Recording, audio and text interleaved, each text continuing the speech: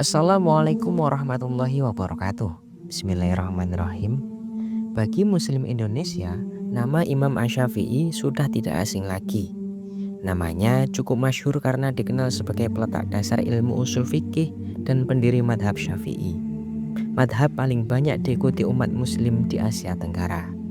Di balik keluasan ilmunya, ulama bernama lengkap Abu Abdullah Muhammad bin Idris Asy-Syafi'i ini punya karomah yang jarang diketahui umat Islam. Imam Ahmad bin Hambal atau pendiri madhab Hambali yang merupakan murid Imam Asy-Syafi'i ketika di Baghdad pernah berkata bahwa Imam Syafi'i seperti mataharinya ilmu. Beliau ulama besar yang hidup pada masa tabi'in setelah sahabat Nabi dan melahirkan banyak ilmu dan pandangan yang menjadi rujukan bagi umat Islam di dunia. Musa Muhammad dalam satu kajiannya menceritakan bahwa Imam Syafi'i bukan hanya seorang mujtahid, tetapi juga seorang ulama saleh yang memiliki banyak karomah. Beliau lahir pada malam hari bersamaan wafatnya Imam Abu Hanifah atau pendiri madhab Hanafi pada tahun 150 Hijriah atau 767 Masehi.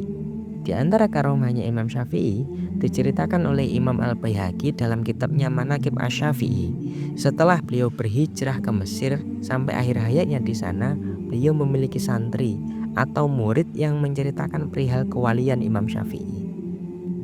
Ar-Rabi' berkata, "Kami masuk menemui Imam Syafi'i menjelang wafatnya. Saya, Al-Buwaiti, Al-Muzani, dan Muhammad bin Abdullah bin Abdul Hakam. Asy-Syafi'i memandang kami cukup lama, kemudian dengan serius memperhatikan kami seraya berkata, 'Engkau wahai Abu Yakub, dirimu akan meninggal dalam belenggu besimu. Adapun engkau wahai Muzani, di Mesir akan ada peristiwa besar dan engkau akan mengalami masa di mana engkau menjadi orang terpandai di zaman itu. Adapun engkau wahai Muhammad, engkau akan kembali ke madhab ayahmu. Adapun engkau wahai Rabi' akan menjadi muridku yang paling bermanfaat bagiku dalam menyebarkan kitab. Bangkitlah wahai Abu Yakub dan terimalah halqah, jadilah pengasuh majelisku.' Ar-Rabi' berkata, demikianlah yang terjadi sebagaimana yang beliau katakan. Dalam kisah di atas diceritakan, ada 4 murid menonjol Imam Syafi'i yang datang membesuk gurunya pada saat sang guru sakit. Mereka adalah Ar-Rabi', Al-Buwaiti, yang kemudian dipanggil Asy-Syafi'i dengan nama Abu Yakub, Al-Muzani, dan Ibnu Abdul Hakam atau yang dipanggil Imam Syafi'i dengan nama Muhammad. Setelah Imam Syafi'i memandang beberapa saat, maka dengan serius beliau memberitahukan penglihatannya kepada mereka. Yang pertama, Al-Buwaiti diramalkan Imam Syafi'i akan diuji dan meninggal dalam belenggu besi. Yang kedua, Al-Muzani diramalkan oleh Imam Syafi'i akan menjadi tokoh besar. Yang ketiga, Ibnu Abdul Hakam diramalkan oleh Imam Syafi'i akan kembali ke madhab ayahnya, yakni madhab Maliki. Yang keempat, Ar-Rabi' diramalkan oleh Imam Syafi'i akan berperan besar menyebarkan kitab-kitab karangan Imam Asy-Syafi'i. Apa yang dikatakan oleh Imam Asy-Syafi'i benar-benar menjadi kenyataan.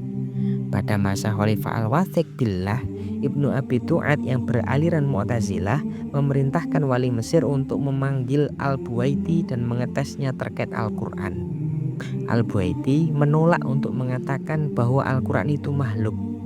Beliau pun lalu ditangkap, diikat pada leher dan kakinya dengan belenggu dan rantai seberat 40 ritel, ya kira-kira seberat 16 kg, dan kemudian dia dibawa ke Baghdad. Di sana beliau dipenjara dalam keadaan dibelenggu dan wafat dalam keadaan dibelenggu sebagaimana firasat Imam Syafi'i di atas tadi. Setelah Al-Buwaiti didolimi dalam peristiwa fitnah Al-Quran makhluk itu, maka Al-Muzanilah yang menggantikan Al-Buwaiti untuk mengasuh majelis Imam Asy-Syafi'i. Pengaruh Al-Muzani pun semakin membesar dan ilmunya tersebar luas, terutama setelah beliau mengarang kitabnya yang masyhur Mukhtasar Al-Muzani. Barangkali inilah yang dimaksud oleh Imam Asy-Syafi'i sebagai perkara besar dan Al-Muzani akan menjadi orang terpandai di zamannya. Adapun Ibnu Abdul Hakam, awalnya murid Imam Asy-Syafi'i ini bermadhab Maliki sebagaimana madhab ayahnya. Setelah Asy-Syafi'i datang ke Mesir, beliau tertarik dengan ilmunya, berguru kepadanya dan menjadi muridnya Imam Asy-Syafi'i. Pada saat Asy-Syafi'i sakit, Ibnu Abdul Hakam ingin menggantikan Imam Asy-Syafi'i sebagai pengasuh majelis. Al-Buaidi menolak karena beliaulah murid Imam Asy-Syafi'i yang dipercaya sang imam. Akhirnya terciptalah ketegangan di antara keduanya. Al-Humaidi datang sebagai penengah dan bersaksi bahwa Imam Asy-Syafi'i menegaskan Al-Buaidi lah muridnya yang paling berilmu sehingga paling layak mengasuh majelis menggantikan beliau. Ibnu Abdul Hakam lalu menyergah ucapan Al-Humaidi dengan mengatakan, "Kadzabta, dusta kamu." Al-Humaidi menjawab lebih keras lagi, "Kadzabta anta wa abuka wa ummuka." Dusta kamu, juga ayah kamu, dan juga ibumu. Ibnu Abdul Hakam menjadi marah, meninggalkan majelis Asy-Syafi'i dan akhirnya kembali ke mazhab Maliki. Dengan demikian genaplah firasat Asy-Syafi'i yang mengatakan bahwasanya dia akan kembali ke mazhab ayahnya, mazhab Maliki. Adapun Ar-Rabi' bin Sulaiman Al-Muradi, kita semua tahu jasa besar Ar-Rabi' dalam menulis ulang, meriwayatkan dan menyebarkan kitab besar Asy-Syafi'i yang bernama Melalui perantaraan Ar-Rabi' lah kita menjadi tahu kitab-kitab besar Asy-Syafi'i dalam hal fikih maupun usul fikih. Dengan demikian genap pula lah firasat Imam Asy-Syafi'i. Karomah Imam Syafi'i dalam kisah inilah yang disebutkan oleh Imam Al-Ghazali dengan istilah kasyaf atau mukasyafah, dan orang-orang sufi kadang menyebutnya dengan ilmu laduni. Syekh Abdul Wahab bin Ahmad Syaroni, ulama Mesir bermadhab Syafi'i, dalam kitabnya Al-Mizan Al-Kubra menceritakan kisah Imam Asy-Syafi'i dan pandangannya terhadap ulama yang kaya raya. Ulama sufi yang menguasai ilmu fikih dan tasawuf ini menyampaikan sebuah ilmu hikmah yang sangat mudah dicerna. Sudah masyhur bahwa Imam Syafi'i adalah ulama yang zuhud, ulama yang meninggalkan kemewahan dunia. Beliau awalnya iskal atau janggal kepada orang yang saleh yang kaya, bahkan kepada salah satu gurunya yakni Imam Malik. Imam Malik ulama yang kaya raya di kota Madinah pada saat itu. Pakaiannya selalu bagus, berpenampilan parlente, karpet di rumahnya mewah.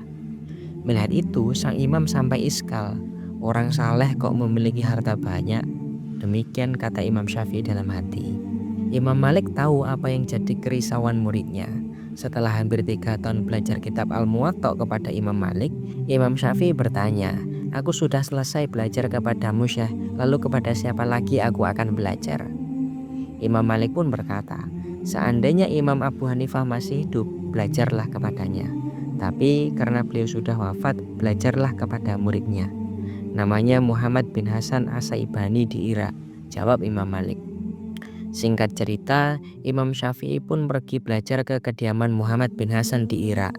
Imam Malik memberikan beberapa dinar kepada Imam Syafi'i sebagai bekal untuk belajar.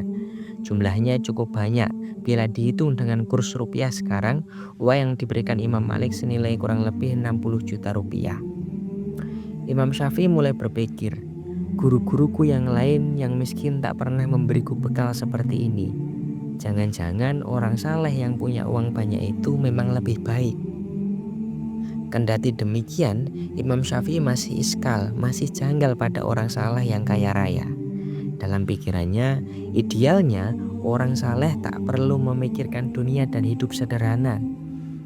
Sesampainya di Irak dan bertemu dengan Syekh Muhammad bin Hasan, Imam Syafi'i makin terperangah melihat di meja tamu rumah Syekh Muhammad bin Hasan ada kepingan-kepingan emas. Muhammad bin Hasan biasa menghitung hartanya di ruang tamu. Imam Syafi'i pun semakin iskal, semakin janggal. Ternyata calon gurunya lebih kaya dari Imam Malik. Gelagat tidak senang Imam Syafi'i ini dapat dibaca oleh Muhammad bin Hasan. "Kamu tak senang ada orang saleh yang kaya?" tanya Muhammad bin Hasan.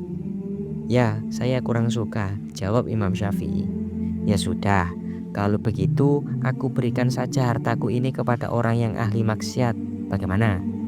"Waduh, jangan begitu, Syekh. Malah bahaya nanti kalau uangnya diberikan ke ahli maksiat," sergah Imam Syafi'i. "Bila demikian, berarti tak apa-apa kan bila ada hamba Allah yang saleh yang kaya?"